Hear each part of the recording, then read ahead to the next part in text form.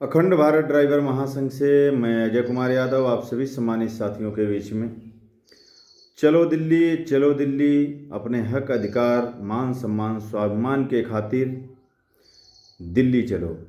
दिल्ली के सिंधु बॉर्डर पे विशाल धरना प्रदर्शन का आयोजन किया गया है दोस्तों। और मेरी तरफ से आप पूरे भारत के 24 करोड़ ड्राइवर समाज से विनम्र निवेदन है कि आप लोग अपने मान सम्मान स्वाभिमान के खातिर दिल्ली के सिंधु बॉर्डर पे ज़रूर पहुँचें।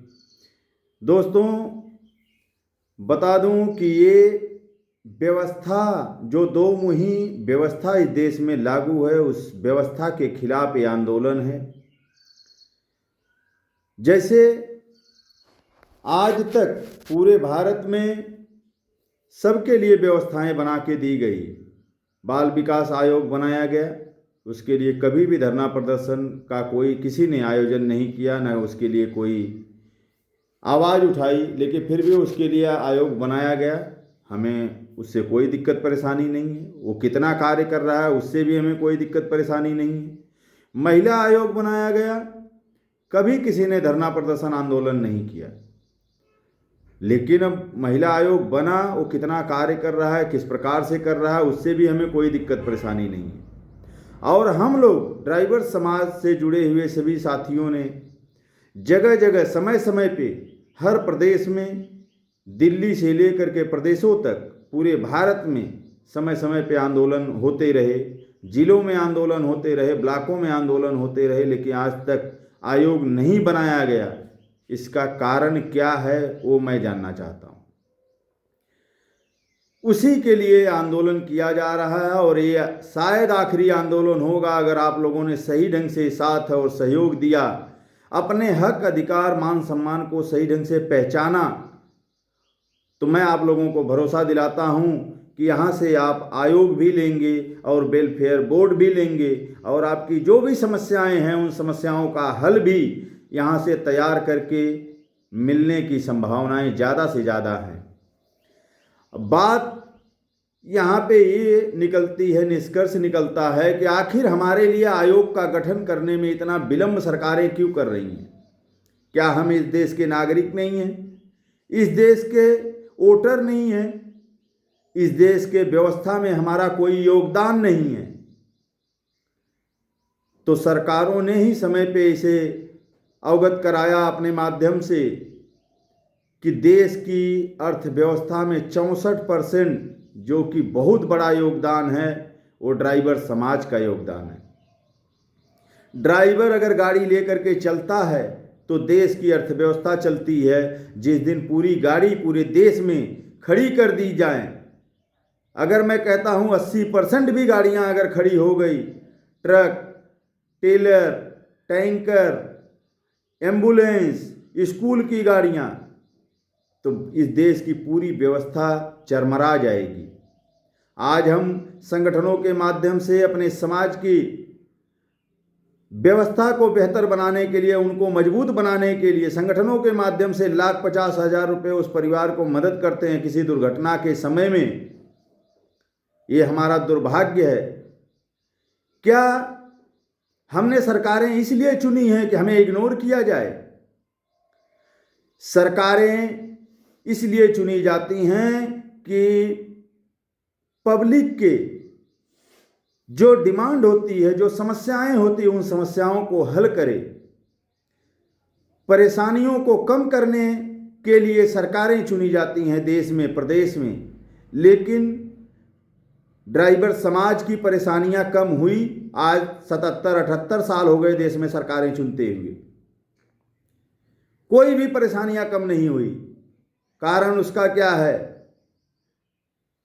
कि हम लोगों ने जिम्मेदारी से अपनी आवाज़ को आज तक बुलंद नहीं किया, संगठित होकर के अपनी बातों को सरकारों के सामने रखा नहीं, जिसके कारण आज तक हमारे ऊपर शोषण होता रहा, बल्कि शोषण बढ़ता चला गया।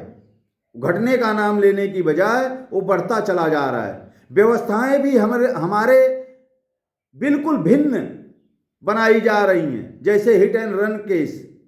हिट एंड रन केस क्या है? हमको और भी गड्ढे में डुबाने का प्रयास किया गया हिट एंड रन के इसके माध्यम से। ऐसी व्यवस्थाएं सरकारों ने बनाई कि ड्राइवरों के ऊपर इतना बोझ दो को कभी निकल करके अपने हक अधिकार के बारे में हमसे सवाल ना कर पाएं। लेकिन आज हम सभी को समझना है कि हमारे ऊपर क्यों इतना बड़ा बोझ डाला जा रहा है। गधे के ऊपर जितना भारी बोझ रख दो वो इधर उधर नहीं सोच पाता, उस बोझ को लेकर के वो धीरे धीरे बढ़ने के ही बारे में सोचता है कि मैं जल्दी से कहाँ पहुँचूँ कि ये बोझ मेरा खाली हो जाए। हमारा जब बोझ ही नहीं उतरेगा तो हमें चलना ही है। तो उसी प्रकार से सरकारों ने हमारे ऊपर किया। तो आज समय है हम लोगों को संगठित होने की, और संगठित हो करके उस बोझ को इग्नोर करो जो बोझ हमारे ऊपर डाला गया है। आज हमें अपने सम्मान के बारे में सोचना होगा, आने वाले भविष्य के बारे में सोचना है। इस देश में अगर ड्राइवर नहीं मिलेंगे, आज के समय में कोई ड्राइवर बनने के लिए नहीं प्रयास कर रहा है। ड्राइवर कौन बन रहा है? वो 4 व्हीलर वाले बन रहे हैं, वो भी शौक की वजह से कि हम भी कल को हो सकता है 4 व्हीलर ले लेंगे तो चलने के लिए आसानी हो जाएगी। ट्रक ड्राइवर कोई नहीं बन रहा है। आइए, जो हमारे परिवहन मंत्री हैं उन्होंने खुद कहा कि इतनी बड़ी संख्या जो है हमारे ड्राइवरों की कमी हो रही है। तो आखिर क्यों कमी हो रही है? क्योंकि ड्राइवरों के लिए आपने कोई व्यवस्था नहीं बना के दिया। ड्राइवर रोडों पे मारे जा रहे हैं, आरटीओ पुलिस के द्वारा उनके सिर फोड़े जा रहे हैं, उनको जान से मार दिया जा रहा है। लेकिन उनके लिए कार्रवाई क्या हो रही है? 0/0, कुछ नहीं। आखिर क्यों? ऐसी व्यवस्था में जीने के लिए कौन ड्राइवर बनना चाहेगा? किसको शौक लगी है कि अपने सिर को फुड़वाए, हाथ पैर को तोड़वा दे, अपनी बलि दे दे? किसी को शौक नहीं लगी है। जिसकी वजह से मैं नहीं मानता हूं कि सरकार जो है कल विदेश से ड्राइवर यहां पे निर्यात कर पाएगी और निर्यात करके देश को चला पाएगी, क्योंकि इतनी बड़ी संख्या 60 से 70% संख्या भूखमरी की शिकार इस देश में है। देश 115वें नंबर पे भूखमरी श्रेणी में पहुंच चुका है। तो यहां पे अगर देश बनाने की भी बात है तो ड्राइवर समाज इस देश को बेहतर बना सकता है संगठित हो करके। उसके लिए हमें संगठित होना पड़ेगा। संगठित हो करके, एक मन विचार के हो करके, तभी हम देश को भी बेहतर बना सकते हैं समाज के साथ साथ। तो आज हम सभी को संगठित होने की ज़रूरत है। संगठित हो करके अपनी हक अधिकार की आवाज़ उठाने की ज़रूरत है। जब तक हम लोग संगठित होकर के अपनी आवाज़ को नहीं बुलंद करेंगे, उठाएंगे नहीं, मजबूती से पूरे देश को बंद नहीं करेंगे, तब तक हमारी समस्याएं खत्म नहीं होने वाली। तो मैं आप सभी सम्मानित साथियों से विनम्र निवेदन, अनुरोध करता हूं कि आप लोग भारी से भारी संख्या में 20 तारीख को सिंधु बॉर्डर में जो प्रोग्राम किया गया है, संभावनाएं हैं कि सिंधु बॉर्डर से पूरे भारत को बंद करने का आह्वान भी किया जाए संगठनों के माध्यम से। अगर हमारी 1-2 दिन में बातें सरकार तक नहीं पहुंचती है, सरकार उसके लिए कोई रिएक्शन नहीं देती है, तो हो सकता है यहाँ से पूरे भारत का बंद करने का आह्वान भी किया जाए। लेकिन उसके पहले 20 तारीख को आप लोग भारी से भारी संख्या में पहुंच करके अपने इस आंदोलन को, अपने मान सम्मान के इस आंदोलन को, अपने स्वाभिमान की रक्षा करने के इस आंदोलन को सफल बनाने का प्रयास करें। आप सभी सम्मानित साथियों से विनम्र निवेदन है, मुझे हाथ जोड़ने की आदत नहीं, मुझे बहुत बेतुका लगता है, लेकिन फिर भी आप लोगों से विनम्र निवेदन, अनुरोध करता हूं कि आप लोग अपने इस स्वाभिमान के आंदोलन में, स्वाभिमान को बचाने के इस आंदोलन में अपने बाल बच्चों, परिवार के मजबूत बनाने के इस आंदोलन में अपना सहयोग दें। वहाँ पे भारी से भारी संख्या में पहुँचें ताकि हमारे लिए भी एक व्यवस्था बनाई जा सके इस देश में, जिसमें हम लोग भी हंसी खुशी से अपने जीवन को जी सकें, अपने परिवार को मजबूत बना सकें, अपने बच्चों को सही ढंग की शिक्षा, स्वास्थ्य व्यवस्थाएं दे सकें। तो आप सभी से विनम्र निवेदन है दोस्तों, आप लोग भारी से भारी संख्या में सिंधु बॉर्डर पे दिल्ली में पहुंचने का कार्य करें। 20 तारीख को सुबह 9 बजे से ये प्रोग्राम शुरू हो जाएगा और वहाँ पे देश के 24 करोड़ ड्राइवरों को आह्वान किया गया है। वहाँ पे सभी यूनियनों ने अपना समर्थन दिया है। पूरे देश की सारी यूनियनें, जितनी यूनियनें हैं, सभी ने अपना समर्थन दिया है। उस समर्थन में आप अपना योगदान दें। यूनियनों को संगठित हो जाने से कोई प्रोग्राम सफल नहीं होता है दोस्तों। जब तक उस यूनियन में जुड़े हुए सदस्य उसकी ताकत नहीं बनते, उसके साथ में खड़े नहीं होते, तब तक वो यूनियनें कुछ नहीं कर सकती। उसके लिए आप लोगों को, सभी लोगों को संगठित हो करके उन यूनियनों का बैकअप बनना है। लोग बहुत सारी बातें नहीं करते हुए आप सभी से फिर से एक बार विनम्र निवेदन है कि आप लोग 20 तारीख को भारी से भारी संख्या में दिल्ली के सिंधु बॉर्डर पे पहुंचने का कार्य करें, जिसके माध्यम से हम अपने समाज को मजबूत, दृढ़ संकल्पित और व्यवस्थित तरीके का उनके परिवार के साथ उनको मजबूत बना सकें, व्यवस्थाओं को अपने अनुसार बना करके। जब तक व्यवस्थाएं हमारे अनुसार नहीं रहेंगी, आज देश में देख रहे हैं आप लोग, जगह जगह चलती गाड़ियों से मालों की चोरी हो जा रही है। रात में देर तक गाड़ी आप चला करके आए, जैसे ही खड़ी करके आपको लगता है कि मुझे नींद आ जाएगी, कहीं एक्सीडेंट होने का खतरा है, आप खड़ी करके सोने का प्रयास करते हैं, वैसे ही आपका डीजल, स्टेपनी, बैटरी चोरी हो जाती है। आप कहीं भी सुरक्षित नहीं हैं।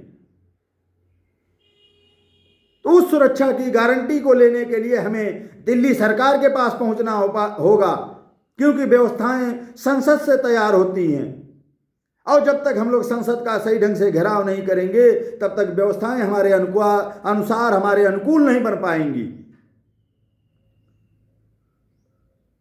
आज आप गाड़ियां चलाते हैं, जिस मोटर मालिक की गाड़ियां चलाते हैं, जब उसके पास 1-2 महीने की सैलरी बच जाती है, तो उसके बाद वो आपको निकालने का कार्य करता है, आपको चोरी का आरोप लगा देता है कि आपने इस प्रकार से उसके साथ में गलत व्यवहार किया। मेरे पास कल 2 केसेज आई कि गुजरात में वो गाड़ी चला रहे थे और गाड़ी चला करके 1 साल हो गया, उन्हें छोड़ करके गाड़ी जमा करके चले आए, लेकिन आज उनके घर पे सम्मन आ गया कि उन्होंने गाड़ी का टायर बेच करके वो चले आए 1 साल के बाद, जो कि 21,000 रुपये उसके पास उसका बचा हुआ है ड्राइवर का। जब वो डिमांड बार बार मांगना शुरू किया तो उसने वहां से सम्मन भिजवा दिया कोर्ट से। ये व्यवस्थाएं आपके लिए चल रही हैं इस देश में। उन व्यवस्थाओं को अगर बदलना है तो आपको अपनी आवाज संगठित होकर के सरकार के सामने रखना पड़ेगा, तब जाकर के वो व्यवस्थाएं बदलेंगी, आपके अनुसार बनेंगी। जब तक आप संगठित नहीं होंगे, अपनी आवाज को बुलंद नहीं करेंगे, अपनी परेशानियों को सरकारों के सामने रखेंगे नहीं, तब तक आपकी समस्याएं जस की तस बनी रह जाएंगी, आप कुछ नहीं कर पाएंगे। रोज लाठियां डंडे खाइए, हाथ पैर तोड़वाइए, सर फुड़वाइए, कोई आपके लिए बोलने वाला नहीं है। और अगर आप चाहते हैं ऐसी समस्याएं खत्म हो, बॉर्डरों के ऊपर रोज भ्रष्टाचार, धांधली, मध्य प्रदेश सरकार कहती है कि हमने बॉर्डरों को बंद कर दिया, चेक पॉइंट बना दिया है, लेकिन चेक पॉइंट का क्या मतलब है? चेक पॉइंट पे आप पेपर चेक कीजिए, गाड़ी में माल क्या लोड है, गाड़ी के पेपर सही हैं, मेरे पास लाइसेंस है कि नहीं, ये चेक कीजिए। अगर सही है तो गाड़ियों छोड़िए।